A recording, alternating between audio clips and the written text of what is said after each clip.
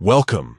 If you want to stay ahead of the competition and never miss out on new job opportunities, enabling push notifications for job post updates on LinkedIn is a must. Today, I'll guide you through the latest way to set this up on your PC with LinkedIn's new update. First, open your preferred web browser and navigate to LinkedIn's website. Make sure you're logged into your account so you can access all the necessary settings. Once you're on the LinkedIn homepage, look to the top right corner of your screen.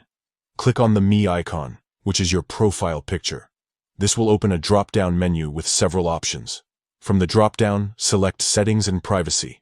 This will take you to your account settings, where you can manage everything related to your LinkedIn experience.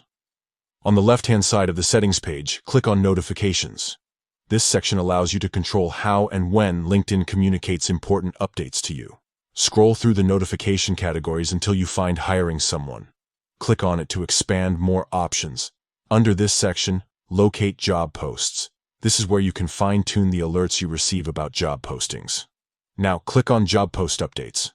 Here you'll see a toggle switch for push notifications.